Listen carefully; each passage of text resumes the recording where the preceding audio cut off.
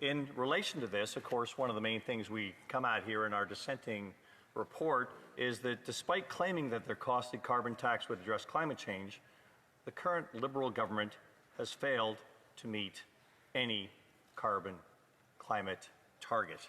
This is something that has to be brought forth here very specifically. And in relation to that, the Commissioner of the Environment and Sustainable Development Canada provided a report to Parliament, a handful of reports, 5 actually here, just a few weeks ago, in which he illustrated exactly what the government was not accomplishing with all of their efforts in this respect. And when I say efforts, I mean up to 140 programs across government that effectively are spending money and not reducing emissions at all. And I'll go into a lot of the guts of what the report here, particularly the report when he talks about the net zero transition and where we are as far as getting towards net zero in our economy, because he makes some significant statements in this regard, Madam Speaker. He goes on about missing and inconsistent information, delays in launching important measures, and a lack of reliability in projections hindered the credibility of the plan. Now, before I go any further, Madam Speaker, I have to tell you that I'm going to be splitting my time today with my honourable colleague, the member from Louis Saint-Laurent, so that I'll only be speaking for 10 minutes here today.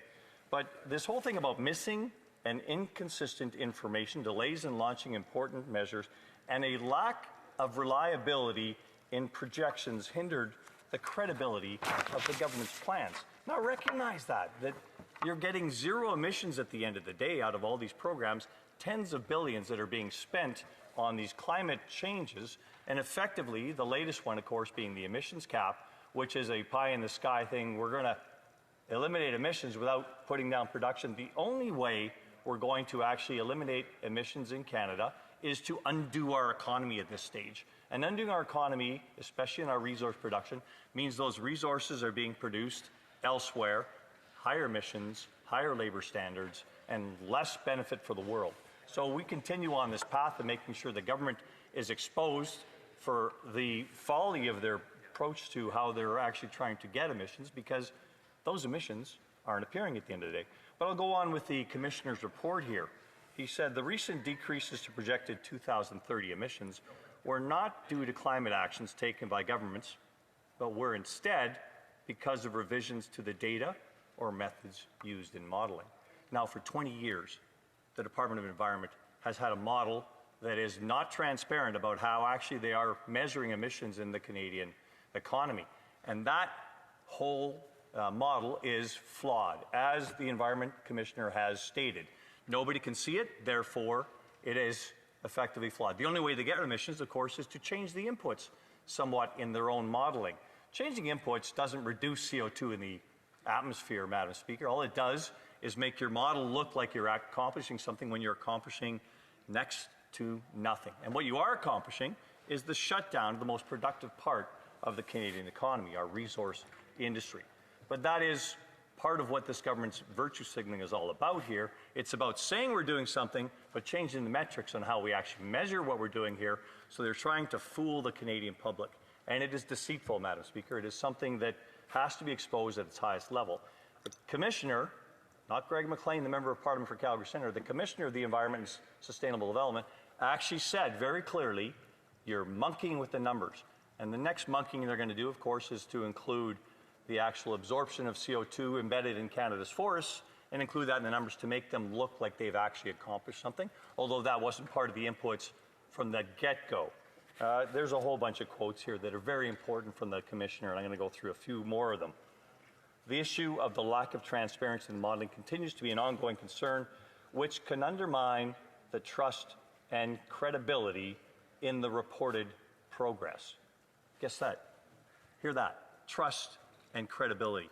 This government has lost all kinds of trust with Canadians. It has also lost credibility with anybody who's paying attention to emissions and to our energy production systems in Canada that need to be sustained in order for us to continue with our prosperous economy, in order for us to continue as a world leader in emissions reduction. Fully 3/4 of the amount of money spent by private enterprise in this country on climate emissions reductions is spent by the oil and gas industry, making sure they get cleaner production. And that production, specifically in the oil sands, the emissions profile per barrel of oil produced has gone down by 26% in the last 20 years. That outperforms any other industry in Canada as far as the reductions that are associated with technological advances. So when my colleague across the way talks about technology, not taxes, we have clear illustrations of how that works. Businesses spending money on technology as opposed to spending money on taxes actually advance the science and advance the utilization of carbon-reducing emissions. This is what we're after at the end of the day. We want less carbon emissions per unit of production. We want to make sure we have a sustainable economy going forward. We want to replace carbon around the world that's being produced with more carbon efficient and less emitting options available here in Canada. Again, I'll finalize up with a few more quotes from the Commissioner of the Environment here. This lack of transparency meant that accountability for reducing emissions remained unclear. So I beseech my colleagues on the other side of the House, it's not the opposition saying this, it's their own commissioner. The government's Commissioner of Environment and Sustainable Development saying you're not getting anything done.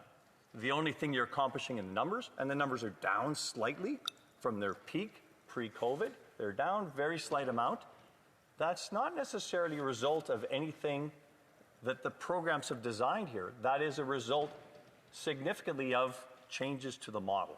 Now you can change your input models all you want. At the end, the world is getting more carbon in the atmosphere. We've got to actually get some less carbon in the atmosphere. So find some programs and find some technology that actually accomplishes that. And this government seems strained in that because it's bent towards that whole regulation and control as opposed to innovation and market decisions that are going to be part of the future here that is the solution. I actually said to my constituents, when you've dug a hole this deep, it's time to stop digging. Stop digging. That's the main thing here. You've gone down the rat hole here, and making sure that you're actually producing less emissions is no longer your goal. It's a goal to push more money out the door. And Madam Speaker, I'm particularly worried about this at this point. Yeah, so I just, when the Honourable was turning his pages, it's hitting the microphones. And so it's causing a lot of distraction and difficulties for the interpreters. So I just want to just caution him on that. I know that he's worried as much as I am about the interpreters. So the Honourable Member for Calgary Centre. Thank you, Madam Speaker. It's the first time I've heard that complaint, and I don't know if it's too loud when I flip a page or what, but I apologize. Anyways, I do have pages here, and I do have to flip them, so we do have to go off of significant preparation here. The issue, and I'll put this away for this time, Madam Speaker, because of that, and I'll just go from what I know of this subject matter as opposed to the notes I have. We have done a lot in this country. We've overspent tens of billions of dollars in this effort and gotten nowhere. And where's that money gone? I think Canadians need to know. Where has that money gone? It's gone into a bunch of self-serving organizations that this government uses, and I used the word before, and I mean it very clearly, they are paid propagandists. Effectively, you look at the International Institute for Sustainable Development getting $30 million from this government to pursue efforts that are all over the map as far as what it's measuring, and they have no expertise in actually delivering. The Canadian Climate Institute was at one of our committee meetings not long ago, and you take a look at what they're actually delivering here, and they're getting, at that point in time, $11 million, going up to $30 million. They are actually giving advice to the Department of the Environment. Now, giving advice to the Department of the Environment, because the Department of the Environment has no advice of their own, it effectively is now a department that is captured by special interest groups that gets paid a lot of money to be special interest groups, and therefore spins that wheel. Canadian taxpayer dollars going out the door, all kinds of organizations and individuals getting rich, and I can name who those organizations and individuals are, Madam Speaker, if we have more time, but I notice you've given me the 1 minute sign here, so I'm going to wrap up. We're not accomplishing anything in the environment. This government needs to acknowledge that. The Commissioner of Environment and Sustainable Development has acknowledged it. I beseech my colleagues on the other side of the House, in the other two opposition parties, to read the report. Read the report that says we're accomplishing nothing, we're spending tens of billions of dollars, and we're getting nowhere. What more clarity do you need in order to make this understandable that we need to actually focus on technologies that are reducing carbon emissions in Canada as a benefit for the whole world? Thank you, Madam Speaker. Questions and comments? The Honourable Government Deputy House Leader. Thank you, Madam Speaker. I don't expect the member to answer my question because he never really does, but I'll say this to counter some of the false narrative in there. He said that our emissions are just slightly reduced since before COVID. The reality is this, Madam Speaker. Our emissions right now are at the same level they were at in 1998. But what's the huge difference between now and then? Our economy was worth about $650 billion in 1998. Now it's worth $2 trillion.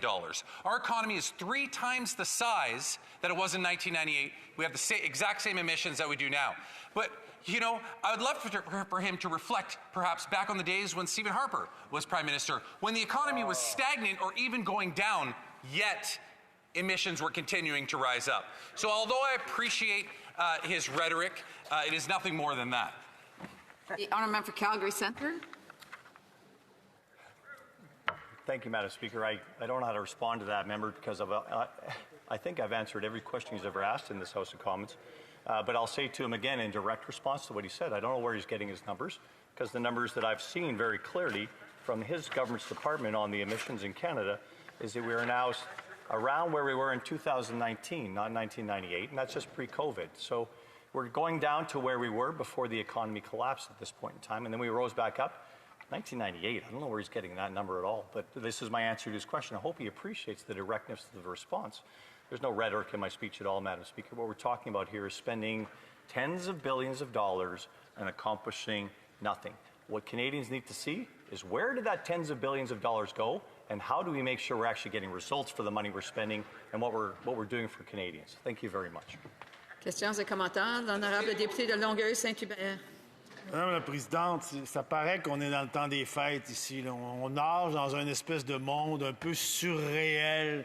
On n'est pas du tout dans la réalité en ce moment, Madame la Présidente. Tantôt, j'entendais mes 2 collègues du Parti libéral vanter le bilan libéral en matière d'environnement. Regardez, j'ai devant moi ici, juste pour qu'on mette les pendules à l'heure pour tout le monde.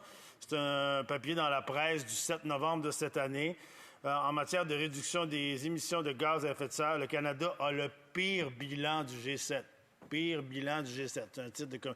Et là, on avait nos amis libéraux qui vendaient leur bilan. Puis là, on écoute les conservateurs qui se proposent d'en faire encore moins en matière de réduction des gaz à effet de serre. Là, moi, on se comprend plus. On est vraiment dans le temps des fêtes en ce moment. On est dans une espèce de compte. Moi, je veux savoir, selon une étude du FMI, en 2022, le Canada a dépensé de façon directe et indirecte 50 milliards de dollars qu'il a donné à l'industrie pétrolière. Moi, je veux savoir si mon collègue ne pense pas que pour une industrie qui a fait, je le rappelle, en 2022, 220 milliards de profits, nous, on leur a donné 50 milliards avec nos taxes et impôts. Est-ce que mon collègue ne pense pas que cet argent aurait été mieux utilisé si on avait construit des logements sociaux? L'honorable député de Calgary Centre. Je remercie mon collègue pour la question, mais c'est intéressant qu'il lance une attaque aux libéraux qui n'accomplit pas rien dans le secteur environnemental. Et il a raison de ça. Mais après ça, il a continué d'indiquer que les conservateurs, le gouvernement canadien, par les conservateurs maintenant, mais le gouvernement canadien a donné 50 milliards de dollars à l'industrie pétrolière. Mais, Madame le Président, ça c'est une blague. Il n'a donné presque rien à le secteur le moins productif au Canada. Et il faut qu'il reconnaisse que les faits qu'il connaît, il faut les révisiter. Merci beaucoup. Questions and comments. The Honourable for New Westminster, Burnaby. Well, thank you very much. I appreciate my colleague, but when he says, gosh, Conservatives want to be prudent with money, the Harper regime was the most outrageous shoveler of money towards billionaires and banks in our country's history. Just go through the numbers, Madam Speaker. $116 billion in liquidity supports to Canada's big banks. Harper regime. We have the overseas tax havens that cost us $30 billion a year, according to the BBO. Again, Harper regime, and shamefully, the Liberals have not ended that practice of $30 billion a year going to overseas tax havens. and tens of billions of dollars going to oil and gas CEOs. So Conservatives shovel money off the back of a truck. If you're a billionaire or a banker, you get that money. But what they did cut were all the programs on clean energy, including Eco Energy, which Canadians stepped up to, and the Harper government cruelly ended and shut down so many of those small businesses across the country. How can the Conservatives possibly say they're credible when they did that? A brief answer from the honourable member Calgary Centre. Well, a brief answer. I don't know where that member's getting his facts either, because the government doesn't give any money to executives of petroleum companies across the country. It is a productive sector, and when it's doing well, all the employees do well. When it's doing poorly, take a look at the employment losses that happened over the last 8 years while we were in Parliament here. It's only bounced back in the very near past here, the last 2 years. So there is some significant misinformation that I think comes from that member. I don't know what he's referring to in a government a decade ago that had to deal with fiscal prudence, but I do agree with him that the Conservatives are looking at where we need to spend money effectively in the economy, because frankly, this government is going broke. Yes,